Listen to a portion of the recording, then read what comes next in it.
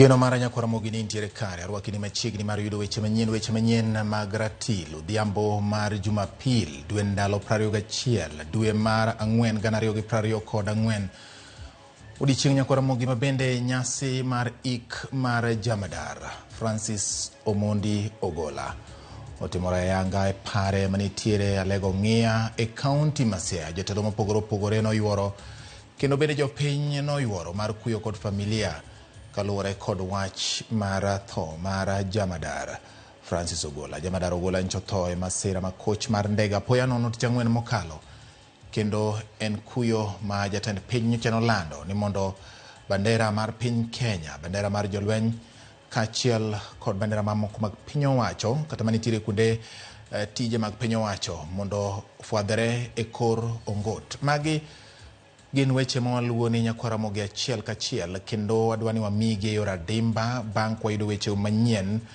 ma wamiyo pek odhiambo ma kawuono. When I got the news that there was a plane crash, it was a very heavy moment for us. Gikone wiki yo makende kendo mar nyadhi mosenindo Jamadar Francis Ogola, nyasi ma otime kit jolweny ka jopiny bende okowe oko. And we have also had assassination of leaders from this region. So when such things happen, we are a bit suspicious, not because of anything, but we want to know the truth. There will be no shroud of doubt on what happened to General Ogola. Jotelo medo sundo sirikal non masira mar ndege manyicho timore ma okelo tho mar jatend jolweny mosenindo Jamadar Francis Ogola, ka jatend piny bende ochiwo singo.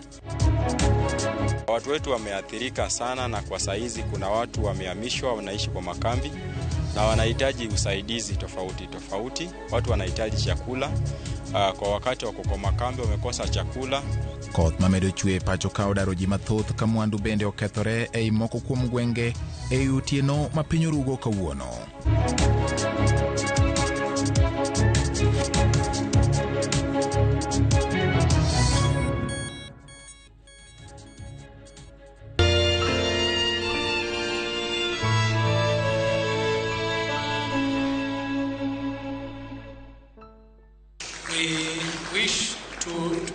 Nyakwaramogi manaka nyisi motelo ni kawuono en odiechieng' mabende nyasi otime. En odhiambo mar Ratil, odhiambo ma oganda luo kod jo Kenya mangima. Nyakwaramogi goyo turbin manyime bang' kopo mar jatend jolweny Jamadar Francis Omondi Ogola.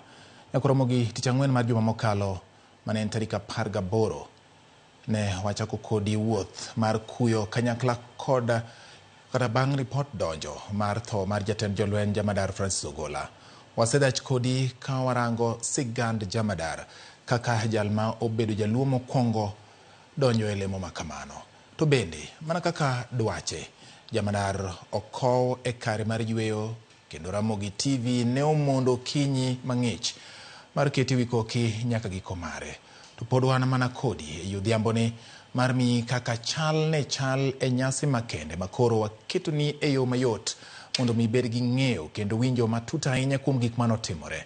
Mago to kod mamoko Nyakwaramogi adwani mondo mi anyisi ni wan kodi e wuoth mar Jamadar Ogola kaka nowuok Kisumo ma ochopo dalane kama noike. To bende kopogore kod mano, duol mag jotelo mopogore opogore manowuok bende wamakoni. Kopogore kod mago bende Nyakwaramogi wang'isi kaka familia mare ne oloso kuome katimo nende motelo ne iko mare.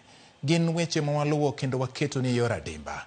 Kendo Nyakwaramogi ma en odiechieng' ma kata mana tielo mar ariyo mar Ratilo kwa dhi bedo ka wachiwo luor mogik bende ne Jamadar Francis Omondi Ogola manobedo jatend jolweny bang' kanoyiere kod jatend piny masani William Samoei Ruto bang' kane ochamo muma kaka jatend piny Kenya e nyasi manotim dwe mar 9 tarik 13 2022.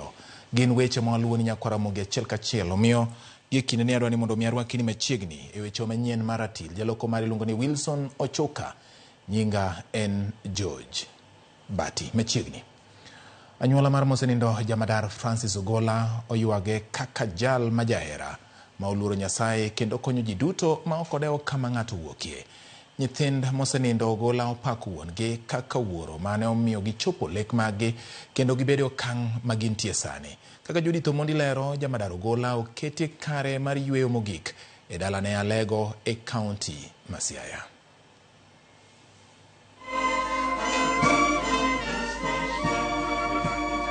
Chopo kinde ma koro lit dong' e ot. Mama gi nyare opadore gokgi giwegi. Lit mar paro ni adieri lo dong' e lo. Kata mwandu mag piny, kata sunga mag piny. Ringre ma osenindo jamadar Francis Ogolla onindo e bur. Onindo maonge sanduku gi otembni marachar kaka ne odwaro. Jaode mama Aileen Ogolla imiyo mwandu Ogolla mag lweny ma piny Kenya dhi Alego kaka jalweny mane okedo matek. Rapar mane obedgo mag jaode e chunygi kaluwore kod twak magichwalo gin gima odhuro magikwano kaka mula ma jamadar owegigo kuom higni duto magibedo kode kaka wuoro kendo wuowi e anyuola mar jaduong' Ogolla. Nyako maduong' kendo achiel kende od Francis Ogolla opako wuon mare kaka wuoro mane ohero ode.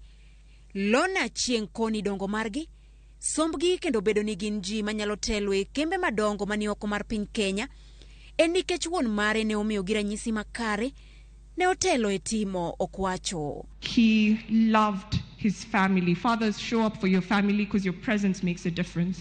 Even now at my big age, he would still show up for me at the airport. He would show up and take me shopping. He would show up and go bowling with my son and my brother. He would show up and just be very present and loving. He would tell Mom, his wife of 40 years, I love you and I'm so grateful that I get to come home to you. Our children learn by how we show up in this world. And he never needed to tell Joey or I work hard. We saw him do it. Lona bende koni wuon mare ne ochiwo ngimane duto ne rito piny Kenya kod ogandane. Ne okodeo ni ochako gi kanye, ne omedo idho gas mar somo kendo dhi nyaka e pinje maoko mondo yar ng'eyo mare kedo ma otho ka otimo e pachoka. In 2005, he was posted to France. My father does not speak French, or he did not at that point. He had 6 months to learn a new language from scratch. Do you know the man learned French so that he doesn't disappoint the government of Kenya, even as a junior officer? Nyithindgi ma osenindo jamadar Francis bende opuoyo kaka jamadar ne odongo wuoyi ma jaluor. Ne ohere kod jonyuolne ma oheo nyithindo mamoko kendo bang' dongo kite ne okolokore. Hera, tich matek kod ng'uono mane odongogo ne ochwale nyaka e limo mamalo mar lweny. General was a special child in our family. In fact, our mother really loved him more than us. Who loved prayers and read the Bible severally. General has left a very big gap in our family because he was taking care of our dad, making sure that he gets medication and checkups regularly. Bende nyamin Francis koni ma ogik kuom dwaro adek mane Ogolla okwano ka ongima en ni mondo tend lweny ma pachoka oter jaode Aileen e yweyo bang' ik mare gino magikwayo mondo mi ochop kare. The third thing he told me, when I die after burial, Jeshi to give Mama Chieng money to go for holiday. So Jeshi, you have work to do. Mama Chieng must go on holiday. 3 things. E higni 61, anyuola ne koni pod ne en gi lek mane osingo timo ne oganda Luo, kama oriwo gero skunde, ute lamo kod chwalo pi, gino ma wuode Joel Rabuku osingo chopo kare. I had an elaborate plan that in the next 2-3 years, all these primary schools you're seeing here to be fully rehabilitated. We had plans to build many more churches.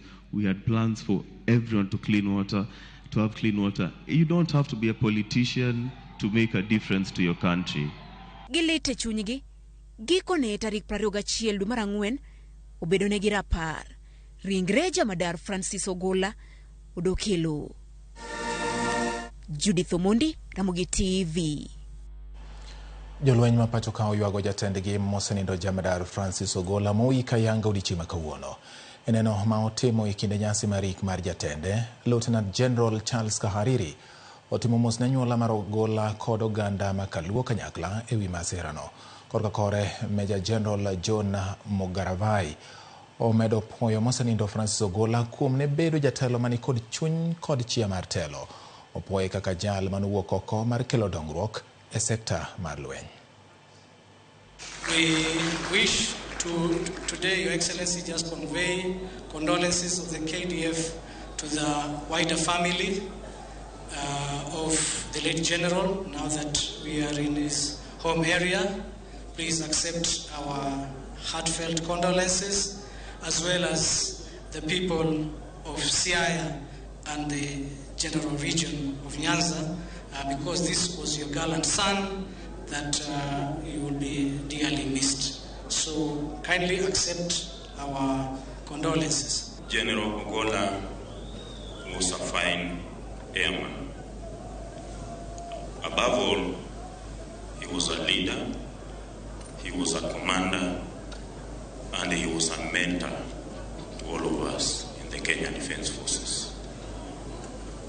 On behalf of all airmen, women, and the entire Kenya Defence Forces, I want to condole with the family and the entire nation. May the Almighty God rest his soul in eternal peace.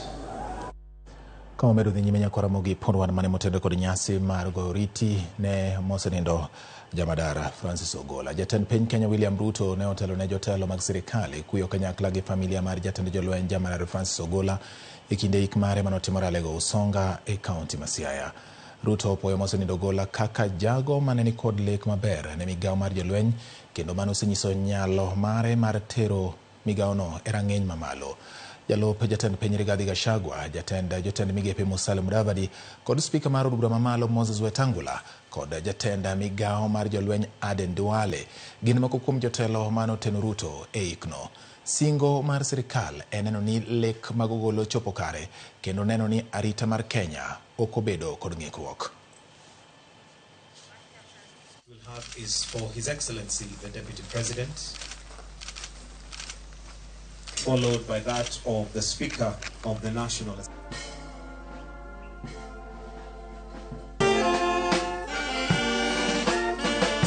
He demonstrated in strategy, in word, and in deed that he loved this country, that he wanted the best for Kenya, and he stopped at nothing to make sure Kenya was safe, and every soldier, wherever they were, inside the country and outside the country, was serving to their best of ability. And therefore, as we celebrate his life, many people don't understand the loss that we have incurred as a country. When I got the news that there was a plane crash, it was a very heavy moment for us. And all of us are privileged to have served with him under you. We have come here to condole with the family and the people of this great county of Siaya, and to say thank you to the family and the people of Siaya for giving us a great son to serve with us. The accolades that we have received as they convey condolences from all over the world is testimony to the integrity and professionalism of our defense forces. And we must acknowledge our defense forces have made us proud as a nation and as a region. God bless you all. May Ogolla's soul rest in eternal peace.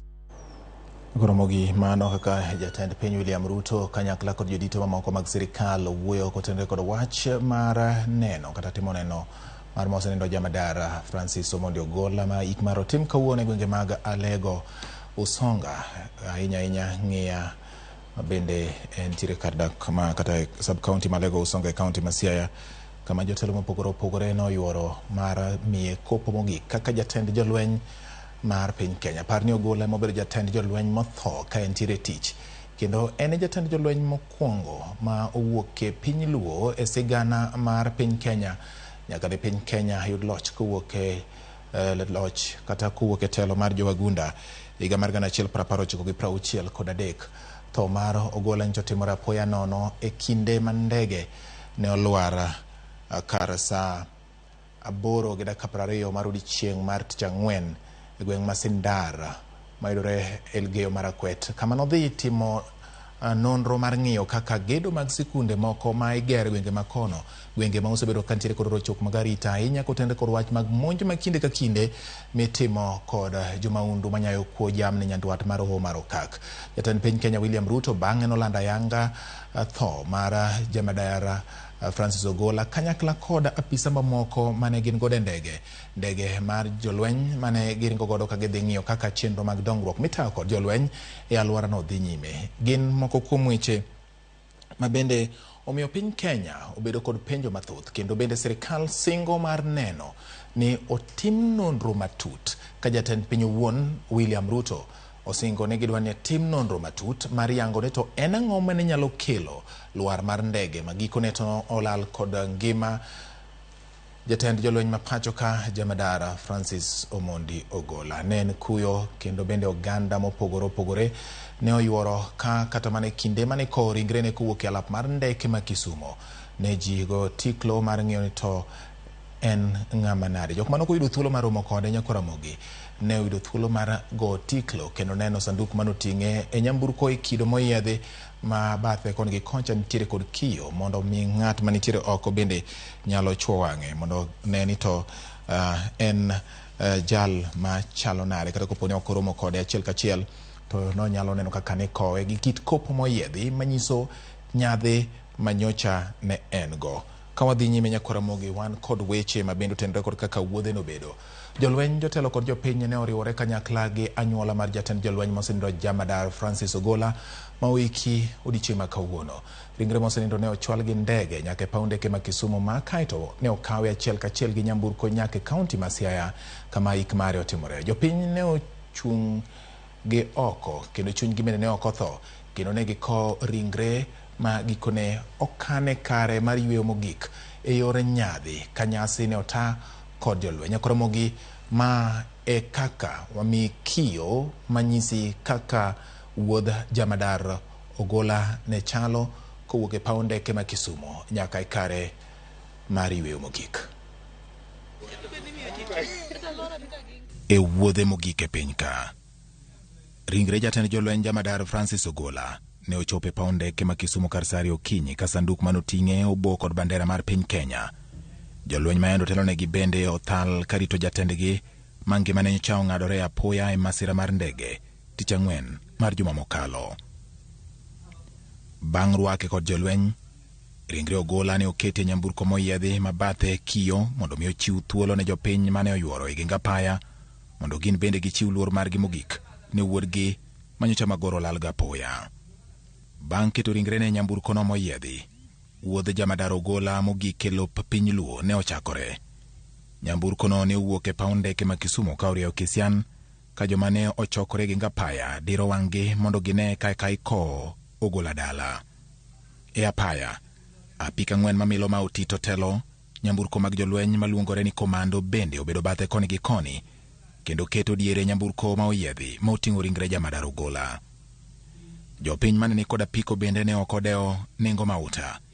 Ne gigolo apikni magi kendo ko Ogola ka moko bende ne ochuoyo bok kaka yor ywago thuon kaluwore kod kit oganda Luo, kamine bende ne fwadho bok e ginga paya. Kilomita manoko wuok e paw ndeke ma Kisumu, nyamburko moting'o ringre Ogola kanyakla kod makowe dolo kona ka omaka paya morie bondo. Jopiny ochunge ginga paya kendo gigoyo riti ne jamadar. Ndara oywe kendo kata mana bogi mating'o sike ne ochuno mondo lengre matin ka jamadar kalo. Kaluwore kod kwan oganda mani kod siso mar goyo riti ne jamadar, chuno jolweny mondo lor kendo gole ndara jopiny mani kod siso mag goyo riti ne jamadar mondo kik chenro deki. Ng'wech orie kala kendo ringre jamadar donjo e lop kaunti manonyuole, Siaya. Jopiny diro wang'gi kama goyo tiklo bende goyo, to bang'e gidolo kendo gidonjo Ndori. Mana kaka e alwora mar paw ndeke ma Kisumu ne chalo, e chiro ma Ndori bende ma en akerekeke ma koro rieyo kogelo kama ne nyasi timore, jopiny notuk kendo chuno mondo jolweny ochak kolor kendo mondo gigol jopiny e ndara ka piny otuk iywago thuon wuon nyota. Bang' gol jopiny manopoto e apaya e chiro ma Ndori, ringre jamadar nomako apaya mar Seneta Obama ka ringre Molmos Ochimalego. Kendo omolmos nyaka kar nyasi. Ka jolweny mane rite oseikore kod othiwi manyatiende nyange mating'o sanduk. Bathe koni gi koni, jolweny pangore ka girwako jatendgi e nyasi mare mogik e piny ka. Jotelo oyuoro ka itimo nend jamadar. Kowuok e alap mar nyasi sikund primar ma Barack Obama, wuodh jamadar Ogolla mar dhi e kar yweyo mare mogik ochakore. E dhorangach, jolweny rito jatendgi ka bende buro oikore mar rwako jamadar e piny joka oling' thi. Nyiduonge kod dhombata omako kor lwasi. Bang'e to iketo ringre e lowo. Jolweny pangore kendo magina 19 winjore ka igoyo riti mogik ne jatend jolweny kapok anyuola kod jotelo mamoko okawo lowo kendo ole bur ma osepiele jamadar. Ranyisi ni koro odok e lowo. George Bati, Ramogi TV.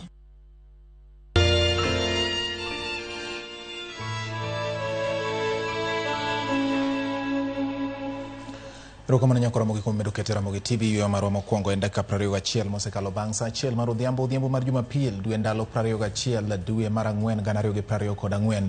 Odiochieng' mabende nyisi ni oganda Luo bedo kod kuyo ka giko kendo gigo riti mogik ne jamadar Francis Omondi Ogolla ma nyocha en jatend jolweny mag piny Kenya bang' yiero mare manotim kod jatend piny Kenya William Ruto tok yiero mag 2022 nyakora mogi. Ka wang'iyo moko kuom lipode kata ote ma ugolo kaneno ka oganda medo golo wach kotenre kod weche mag ywago jamadar Francis Ogolla ma bende koro ni nochope kar iko mare kendo kane ode mogik e piny Kenya kora mogik koro tieko wuoth.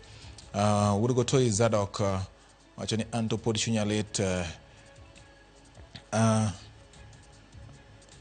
kaluwore kod tho mar Ogolla kendo wacho ni en gima lit ne piny Luo kotenre kod tho makamano.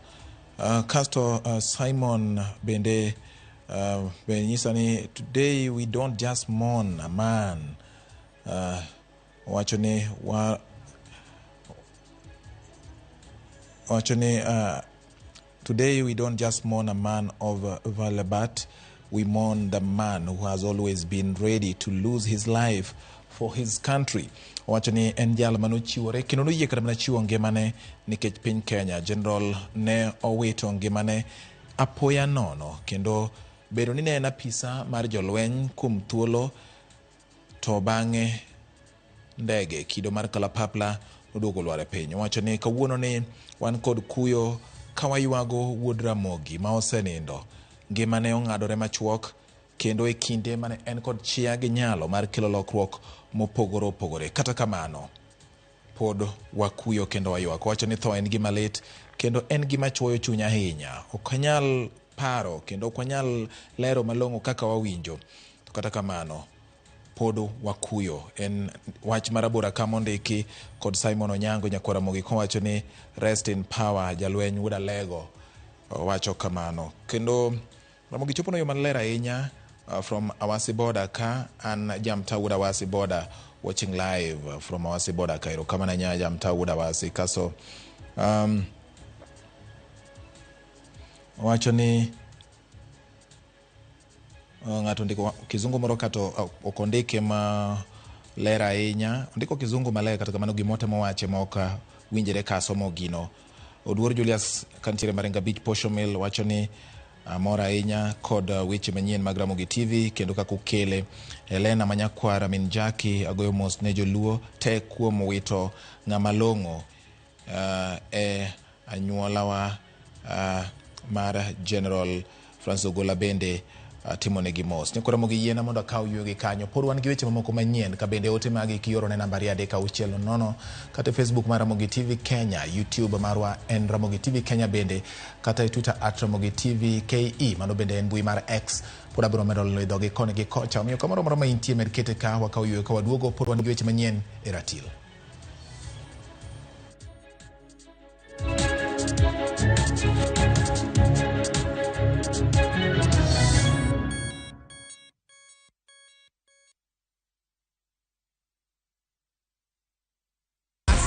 Win big in seconds. Shabiki nikajaribu mara ya kwanza nikaweka shilingi 100, kaliwa hiyo 100, nikasema nikakufa moyo. Hii mara ya 4 nikaweka shilingi 100, kaona yapanda ikafika 500,000.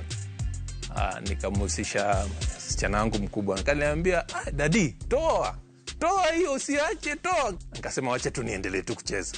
Ndio ikafika 1.4. Nimefurahi, yani hata nimeona ni Mungu tu. Kuna mali nilikuwa nimeshikika ma school fees hivi, alafu na mjengo wangu kidogo ambao nilikuwa nimeuanza. Avieta ni iko sawa kabisa, iko chonjo. Avieta ya Shabiki.com inakupa the biggest multiplier in Kenya. Shinda up to 50,000 times your stake. Yani ukiweka stake ya 100 bob, ndege ipeperuke, unashinda 5 million within seconds. Not for persons under the age of 18. Shabiki.com is authorized and regulated by BCLB license number 359. Sasa kwa tao moja tu unaweza pata third party cover for your private motor vehicle valid for 30 days. Say goodbye to expensive motor vehicle insurance. Pata bima kutoka Direct Line Assurance. Kujisajili bonyeza *487#. Weka namba plate ya gari yako, ID namba yako, email address yako na ulipe thao moja tu. And your digital cover will be sent to you instantly. Collect your sticker at your nearest Total service station. Dial *487# upate third party motor insurance valid for 30 days. Pap, ni thao tu.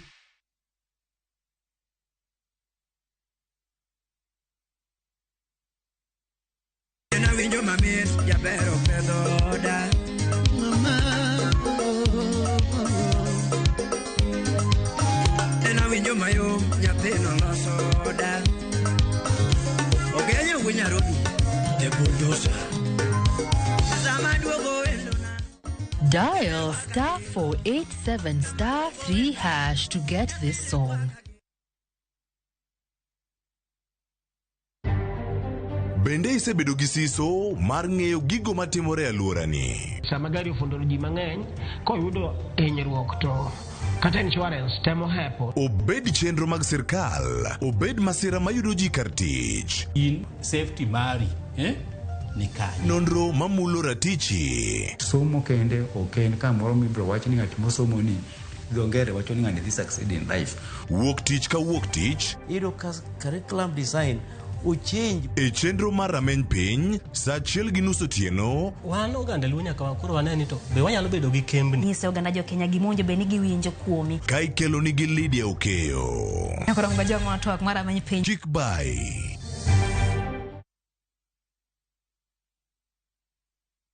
Gonga ni rahisi na washindi ni kibao. Kucheza ni rahisi. Ingia kwenye www.gongagonga.com, register na nambari yako ya simu, kisha uweke deposit yako kupitia M-Pesa. Kuweka beti yako, chagua stake yako, weka beti yako, kisha uanze kugonga, ushinde pesa taslimu papo hapo. Kumbuka, mchezo ni rahisi na washindi ni kibao.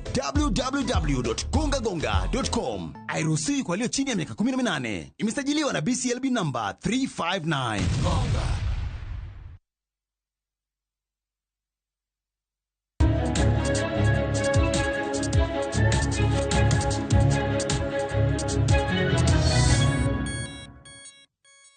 Osudo Nyakoromogi ni gavana ma Bungoma Kenneth Lusaka oyogo wadgi Noah Lusaka ma masira mar ndara ni nego bang' nyamburko mare tumore gi tingni moko ariyo e apaya ma Kamukuya Chesamisi.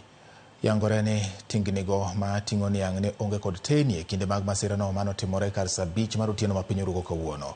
Ka oyango masirano, Gavana Lusaka okone owadgi ni Eric dok pacho e kinde mane otumore gi tingnigo. Ewi mano okone sirikal mare dhi keto kenge mag neno ni tingni ok oringo e ndara e seche mag otieno maonge kod teni. Lazima tukuwe na sheria fulani, sababu hizo matrela zimekuwa zinaendeshwa usiku, hazina mataa, hazina reflector, na imekuwa hatari sana kwa watu wengine ambao wanatumia barabara. Kwa hivyo kama county nafikiria tutakaa tuweze kuona ni hatua gani tutachukua, hata kama ni kuweka masaa ile natakana wasafirishe miwa kama ni mchana, ikifika masaa fulani waweze kusimamishwa hadi asubuhi wakati wanaanza kuona.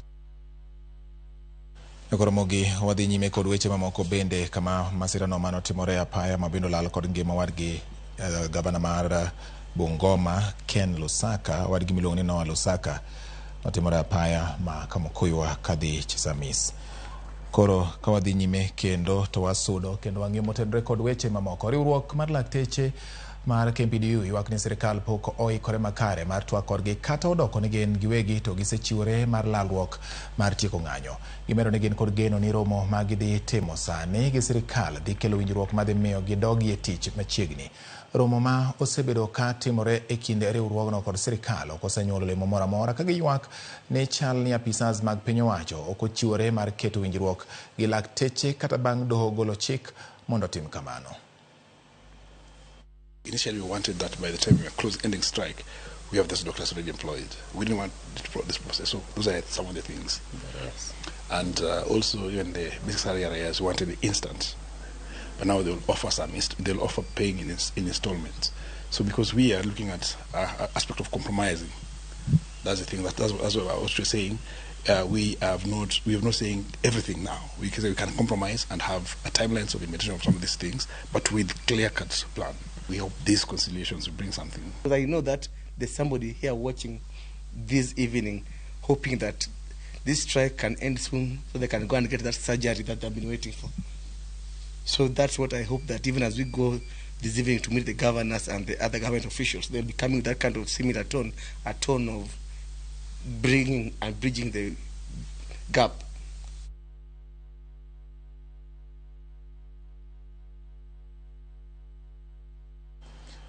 Komodoje motenore kod weche mag siasa ni jagoro maduong' mar duond bura mar UDA Cleophas Malala osingo ne jokanyo mag UDA ni yiero mar jotend duond burano idhi tim e yo maratiro kendo mana jogo ma oganda oyiero ema dhi telonegi. Malala manowuoyo e kaunti ma Migori owacho ni onge ng'ata ng'ata ma idhi mi telo e duond bura mar UDA ka ok oyiere kod jokanyo mag UDA. Ojiwo mine kod ojende bende mondo bi owuog oko kendo lar lemo mag telo e duond burano e kinde yiero magichano. Kamachielo Malala okwayo oganda Luo kod Luhya mondo oti machiegni kod tend Kenya Kwanza mondo giyud dongruok mathoth mawuok e sirikal.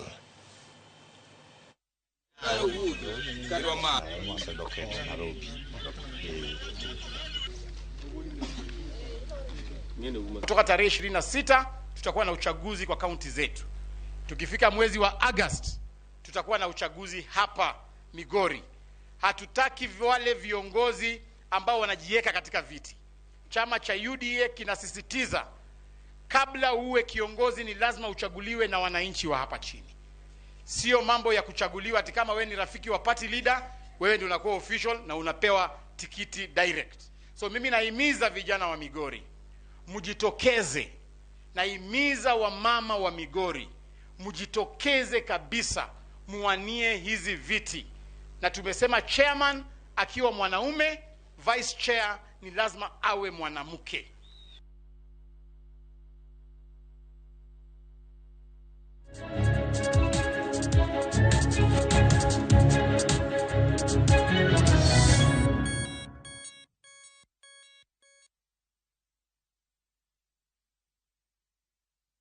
Asewacho ni nyathini toko winja.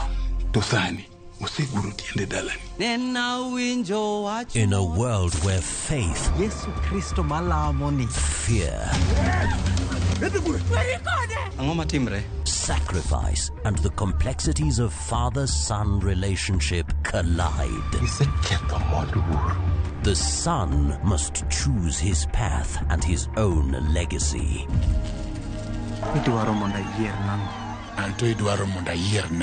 Watch this emotional and riveting story of Dennis in Where the River Divides.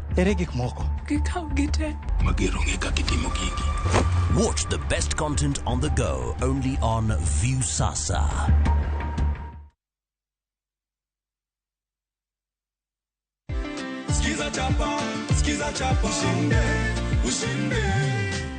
Wakati watu wanafurahia pesa zao ndani ya nyumba, wewe unakuja kuchukua 50,000. Nimechota na kijiko. Kijiko kikubwa sana. Asante. Kabisa. Umesoma majina ni yako kamili? Evans Odhiambo. Umeona? Evans Odhiambo. Pesa di? Alufu Prabich. Asante sana. Skiza chapa. Ushinde.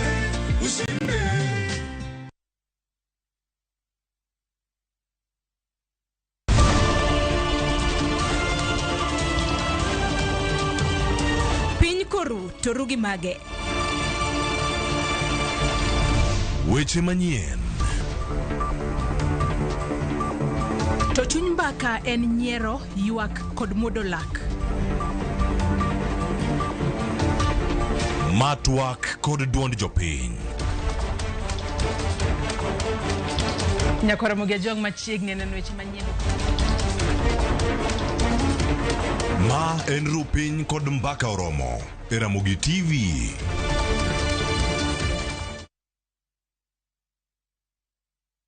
Kidliekno achiel maber nigi achiel marach.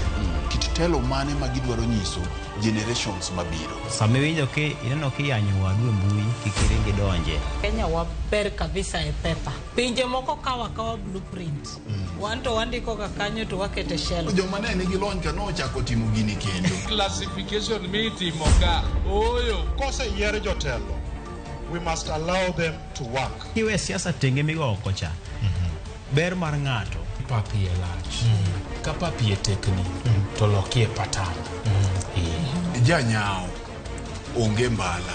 Kama iro dhuolore mach nyaka bedie. To mantiere ka IBC okadho palo commissioners. Kaka wanene wuok tich ka wuok tich chakre saa 2 okinyi kik bai.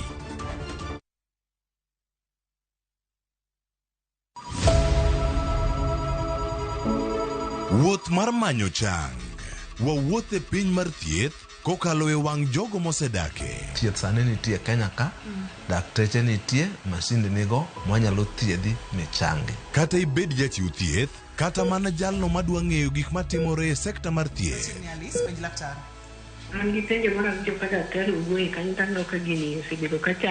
Wakolo pach jolony ka wayudo sigana tok kode marochere. Waweuru keto reputation mbele ne ngima mar ng'ato. Ng'eyo matut e weche mag thieth chako gi goyo mbaka. Advice jowani ne uru penj laktar mondo ing'e kuma inyalo konyorie kapok iyumba. Penj laktar. Wuok tich nyaka tich abich, saa 12 odhiambo. Mana e Ramogi TV.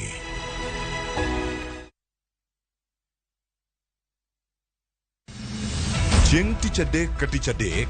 En oketho piny to pod ogoku. Ji dhinyore te kanyo kar jopiny. Magi duto yudore mana e Ramogi TV. Yani ene ubiro ga bora ne ubiro to otengo abiro timo numa gima abiro timo okono timo jo Kenya bu usaul gi wund ma pile buch jopiny to tie kunde moko bere japiny mano golo lo los go kembe gi eki nisa ni koro kembe go eki ibro usi maduonde japiny okuwinji e od bura miluongo ni parliament. Nyinga Trevor Ombija jandingo panga jo nyakach dendo nombija tai nyakwar guok kocha pesa. Tich adek saa 3 otieno. Kik bai.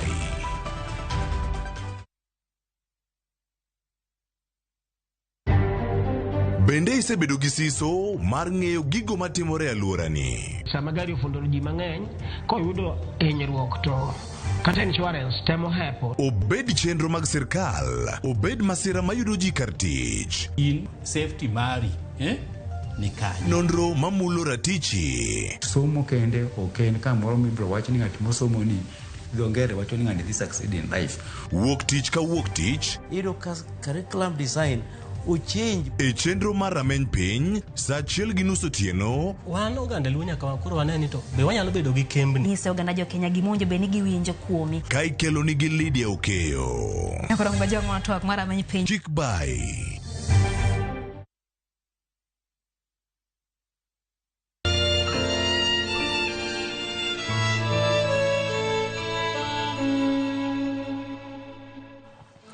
Koromogi manakana ngisi motelo ni wang' mi mathoth ahinya kotende kod weche ma obete e nyasi mar ik mosenindo jamadar Francis Ogola ma en jatend jolweny mag piny Kenya nyaka tho mare tich ang'wen mar juma mokalo. Nyasi mar walo kanisa mar St. Thomas ACK Nduru ne odhi nyime mana kaka ne ochan kata doko ni wendo modhiala mosenindo jamadar Francis Ogola lekni mar chopo e nyasi kongima ne orem chopo kare. Nyasi mar walo kanisa no ne ota kod Archbishop mar kanisa mar Anglican Jackson Ole Sapit kod John Mark Haunga ka jo kanisa ne onyiso mor margi kod kuyo e seche mag yao kanisa no. Jafumbo mar Walter Nyambaga ne ochopo kanyo kendo koro miyo ler mathoth ewi nyasi no. Tarik 21 dwe mar Ang'wen kawuono ne en Jumapil mowal ne nyasi mar gwedho kanisa mar St. Thomas ACK Bade Manduro. Nyasi mane okelo kanyakla jo Kristo mar St. Thomas kendo podhe ne weche mag dolo. Gedo mar kanisa mane ochaki dwe mar 8 2023 e bostir mar jamadar Francis Ogola mane ochani dhi bedo wendo modhial mane okonyo gedo mar kanisa ni malach kendo chunye owuon to ne dwaro ni mondo obedie kanisa ni kinde mag wale. Bishop mar Maseno Diocese ma Kodia kod Jackson Ole Sapit ka thuolo mar podho altar maradhai kendo wale ne tije mag dolo. As we thank you for the many blessings give to those who have worshipped here, we pray that all who seek you in this place will find you and become a living temple acceptable to you through Jesus Christ our Lord and Savior. Amen. Ole Sapit luore kanisa kagimanre kod lewni mag dolo kagin kod kondo koka thuolo mar kuoyo mo mar hawe mathego kanisa ni kod chilo manyalo miyo bed mogak. Peace of God be in this house. Peace of God be in this house. Sapito chope Ogola kendo gwedho kar luoko lwedo mitiyo godo kapok ocham sao kendo gwedho kombe kod gige choko sadaka mamoko moting'o mesni, aduda kod gige kod duol ma jamadar Francis Ogola ne onyiewo ne kanisa. Before his demise, we had planned with him that today was the day we are coming to consecrate, as even the plaque reads, it is still read as if it was to happen the way it happened with him witnessing. But God had other plans, and we decided that we will come to fulfill his wish. Kata kanisa ne kod kuyo kamano, negi yumo wer kod nyidonge mag pak kagi yengo yeke. Kapet makwar bende onang'o lo kendo jadolo yudo thuolo mar yao tamba mar nyisa ndika mar gedo mar St. Thomas ACK Mandoro. The work that has been done here was part of what he committed himself to. A man that when he put his heart onto something, he would ensure that it is done to its perfect completion. Jadolo mar kanisa mar jolweny Canon Lelei ne osingo ni kanisa mar jolweny biro chiwo sir mag dongruok ne kanisa mar St. Thomas ACK mane weche mag dongruok. But when you do charitable deed, do not let your left hand know what your right hand is doing. That was the general. Jogweng' moyange bende ni kod wach kuome ewi kony mag dongruok kaka kanisa. He was there 31st last month. We were with him. He took the Holy Communion. It was an ordinary church. All of us were there. And my purpose to come here is to give his contribution to the church. Nyamin jamadar Francis Ogola mama Chieng bende oyuoro mondo chowang'e nyasi mane familia omakore kanyakla e gedone. Ogola opo kuom chuny mar chiw emana kaka nyonde to kod jal mane gisomo godo mosedhi rutaya Cyrus Oguna leronwa. Ni mtu ambaye alikuwa anapenda jamii, anapenda marafiki, alikuwa ni mtu ambaye sio mtu tunasema bahiri. Mtu alikuwa ni mtu ambaye anapenda kupeana, na nakumbuka wakati fulani nilikuwa nikiwa na mazungumzo naye, tulikuwa tu wawili tu, akanielezea, Cyrus ndugu yangu, iwapo umebarikiwa japo hata kama una kidogo, pia jaribu kupeana kwa wengine. Wachore ni tire mon manenie kanisa ni mayudo sir mar omenda mar dwe ka dwe kod jopuonjre manyo yudo sir mag somo. Gikone to barua mayango hie kanisa no e kod obok mage ne opedhe lwet kanisa. Kakoro maduong' to en mana wach dolo emodong'. Jumapil mane ogeni dhi bedo kod mor gi ilo. Jumapil mane ogeni wendo modhial dhi bedo jamadar Francis Ogola. Kata kamano, mano olwari alwanda kendo jogo mochopo kanene kod chuny malit. Nyakora Magajwang' wuoth rabora, to kendo jogo mokedo ema nyalo chopo. Walter Nyambaga, Ramogi TV, e gwenge mag Nduru, kaunti ma Siaya. Koro mogi kowere komotende kod weche manotimore Siaya, wang'iane ma otende kod weche mag koth mamedo chwe pacho ka ng'ata achiel otho kama moko abich olal kendo pok oyudi yie mane giidho kendo mane gidhungore iye mabende nolokore kodgi nama Baringo e kaunti ma Baringo. Komanda mar obila e kaunti ma Baringo Julius Kiragu okoni jogo mane rik ochomo chula ma Kokwa ka giwuok e gweng' ma Salabani ne oyudore masirano. Kiragu lero ni yieno ne olokgi yamo mapek mane futo e nam kendo mane okelo masirano. Menyo mar ji pod dhi nyime bang' masirano. Jalup gavana ma Baringo Felix Mayo ne ochopo e kar masira mar yie.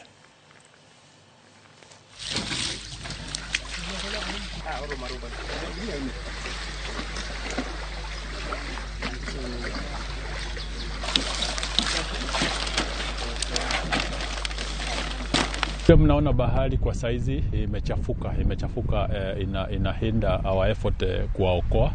But as you can see already we have a boat from the Coast Guard here. Wanajaribu what they can kuona kwamba tumeokoa wale ambao wako kwa bahari. The biggest challenge we've had today at the Lake Baringo is the tides were high and the waters were not clear. So we have the Coast Guards who are working with the rescue missions and here at Lake Baringo so that to ensure that the bodies are retrieved. Koth madhi nyime gi chwe kor gwenge ma pacho ka medo daro familia mathoth e kar chung'ur bura ma Karachuonyo e kaunti ma Homa Bay. Ka okinyi ma kawuono familia moingo 100 e location ma Central Karachuonyo ne oulo daro kendo riwore gi jowetegi ma sani ojot e kambi bang' kane pi oula osedarogi. Jogo ma odak e kuonde ma oula thoro dare ji bende imedo kwa mondo yie omany kuonde ma ginyalo resore ma kik girit mondo pi oula manyalo kelo negi masira o monjgi mokwongo kaluwore kod koth mapek ma medo chwe thurka. Jafwambo marwa ma Homa Bay Alia Beach miyowa ler ewi wach mar midhiero mar oula. Koth mane ochiwo otieno ma piro wuok kawuono ne omedo kelo pek ne jodak mawuok Central Karachuonyo mane pi oula omwomore madonje mieregi. Familia go ne ochuno mondo res kod yiedhi e utegi ma sani koro pi olworo ma oketo diere kaluwore kod koth mapek mane ochwe alworano. Ka jogo mane oresi miechgi okinyi ma kawuono ne oter Simbi Dispensary kama koro gijote ka kwand jogo ma sani koro ojote kambino ingo 300 bang' oula darogi e miechgi. Pi osetemo ka chandowa kabisa.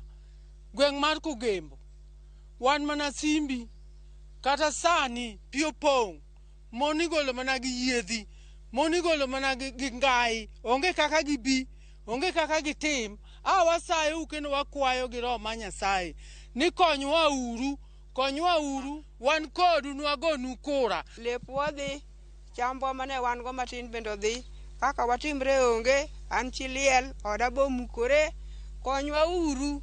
Waonge rieko mwanyalo gedogo. Oganda go makoro medo dhungore kambino bende sani odong' nono ka mwandugi mag udi kod jambgi bende pi oula mane omonjogi e mieregi ne oyweyo ma odhigo ka thoth utegi mag dak bende pi oula oseruombo piny. Wan gi chandruok mar pi. To wakwa sirikal gibarnwa pi. Ka gibaronwa pigni to wanyalo konyore. Nikech kata bed mana ni ne gimiwa chiemo to chiemo wabro chamo sanu to rumo. Ka sirikal oyie gibarnwa pig cha ka donjo nam nikech sani gwendwa dhi dhoko rombe diek odhi onge kaka wakonyore matres gini mag ji odhi te onge kaka gini mine nindo supiechegi odhi te onge gimoro amora puothe odhi te e kambi kama koro ge joteni luro ni tini tuoche mikelo kod alwora ma ochido gi mago ma ikelo kod ng'ich nyalo monjogi anya to nyithindo matindo masani koro ge jotgi e kambino ka dwaro nitie mondo sirikal komakore kod migepe mamoko ochwal ne familia go eko kony. Puothego mwakonyorego, puothego gimoro amora mwalowa kogembo ka. E sama wan godo ni kata nyithindo dhi yaw skul, waonge gimoro amora ma nyithindo nyalo dok godo skul. Nikech geno wate nokethore piny mwalo ka. Wan gi nyithindo matinde kamp ka, tuoche ntiere. Wachandre kodgi sani ni kata kaka giyud yedhe, jomadongo be tuo goyo to gi ng'ich. Kaka Homa Bay sani sub county mar Achuonyo North, jowasa hinyore gwenge mag Bala, Simbi Kogembo, ka wadhi nyaka Osodo gi Kobuya. E kinde ni nitiere jowa mose wuok modhi nyaka e kambi gidakie kembe kaka Simbi Dispensary, Osodo Primary, Kobuya Primary, kendo gidwaro gik mopogore opogore machalo kaka chiemo, gik mamoko mopogore gi chiemo machalo kaka ongede, matrese, gige tedo maginyalo konyere godo e kambi. Kumachielo bende kaunti ma Meru, familia maromo 50 mane pio wolodare miechgi e gweng' ma Kianjai kar chud bura ma Tigania West ne oyudo kony ma opogore koa kuom riwruok mar Kenya Red Cross. Today we are here in Tigania West supporting households that have been displaced by the ongoing rainfall. We received a call from the community with support of the ACC that the area has been greatly affected, and indeed when we came to do our assessment we realized that that was the fact. We identified a total of 50 households that were totally displaced. Wakiona dalili ya mvua, wakiona kuna mahaba yanaendelea kuwakabili, tunawaomba waweze kuondoka na kuhama waendelee mahali ambao ni salama. Alia Beach, Ramogi TV, Homa Bay. Familia makwan gi oktin 23 oseyudo midhiero mar oula e pacho kae. Kaunti ma Nairobi, familia makwan gi oktin 6,000 midhiero mar oula osejuko. Koth manyo ochwe buore Nairobi otieno ma piny rugo kawuono oweyo ka apeni opong' kod pi kamago kuom kuonde dak bende pi odare ji. Midhiero no mar oula ne okwako koda ka gwenge mag Syokimau kendo kelo midhiero ne jodak ma wuok e alwora no. Luoro bende pod nitie ni pi oula nyalo medore ka riwruok mar Kenya Red Cross osenyiso jo Kenya ni omed bedo akicha ne geng'o masiche mikelo kod koth gi pi oula.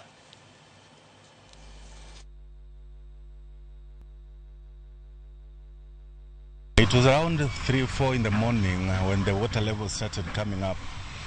Tukamushwa, tukajaribu kutoa magari, but it was too late. Magari yote yameingia maji. The biggest problem we have is drainage.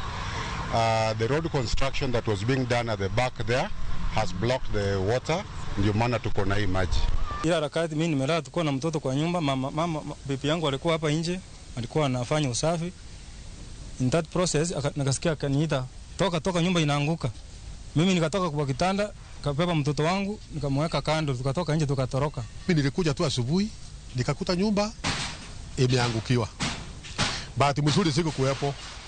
Kama ningelikuwepo sasa saa hii ningelikuwa maiti. Wale ambao wanaishi pembezoni mwa mto wanafaa kujitahadharisha ya kwamba kipindi cha mvua kinapofika, ikiwa uko kabisa pembezoni mwa mto, inafaa uanze kujiondoa mapema. So some of these things inafanyika ni sisi wenyewe we are the ones who are causing some of these things to happen. So for me as the governor of Machakos, and I'm here, I would really like to tell my people, not even in Machakos alone, to move away from the rivers.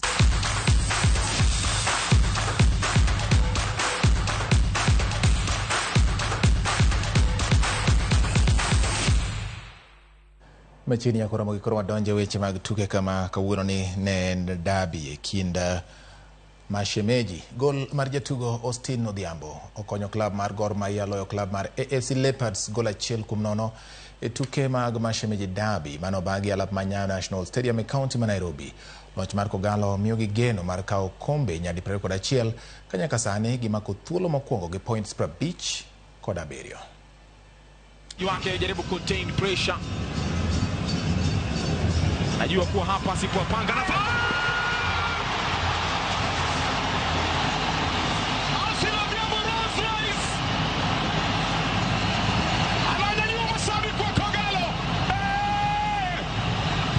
wametapatapa wenyewe.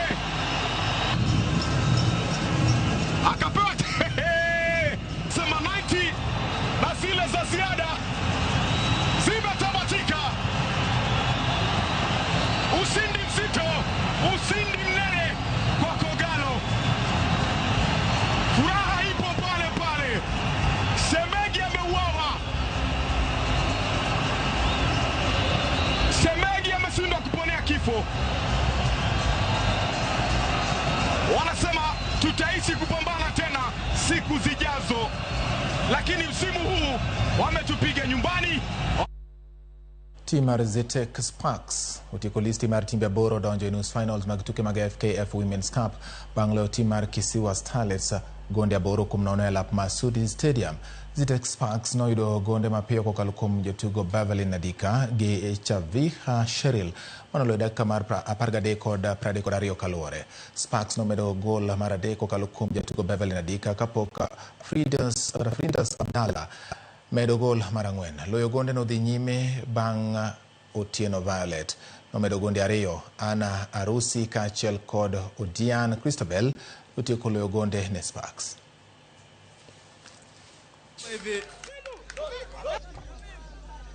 Beverly anajaza mpira ndani, wapi kichwa kinaunganika, Mona Lisa anaondosha, bado hatari iko, anaondosha hatari, pata bao la pili hapa. Tumefanya preparation mzuri katikati ya wiki na tumekuwa na mpaka test match at least hii level, ndio nikaona nikakuwa na hiyo nilipata hiyo njia poa ya kuangalia hii team vile iko. So kwa friendly tulijaribu kuwaka na vitu fulani ambazo nilikuja nikaongea na wasichana wangu na nikawaambia to stick to our philosophy ambao to me leo imewaka vizuri sana, manake mimi utoka na build-ups. Perhaps after we beat Viga Queens, we went back and sat back. We were hoping that this might be a lighter team, but perhaps there were a few lapses here and there that maybe next time we are going to look at them and be able to do something about them, and next time it won't be the 8-0, but we hope the next time it will be something better. Nakoromogi ka wadhi nyime wadonje tuke mamoko mag ng'wech kama Victor Kipchirchir gi Emily Chepkemboi obedo jaloch e ng'we mag Eldoret City Marathon manobagi e boma ma Eldoret Town okinyi ma kawuono. Kipchirchir noloyo ng'we mar 3 bang' tieko e thuolo mokwongo tok ringo kuom seche 2 dakika 12 gi nyiriri 50. Felix Mutai notieko e thuolo mar 2 ka Evans Kipruto notieko e thuolo mar 3.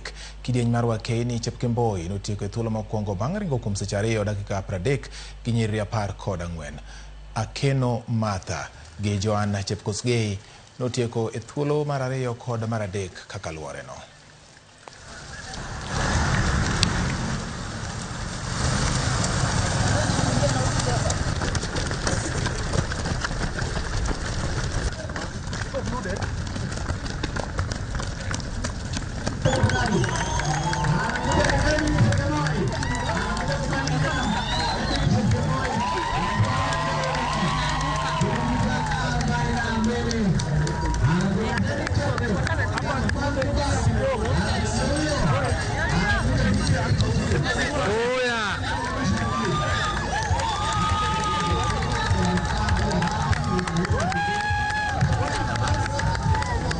I train well because I was to participate in Paris, but in Paris that is last 2 weeks, but I will not manage because of visa failed.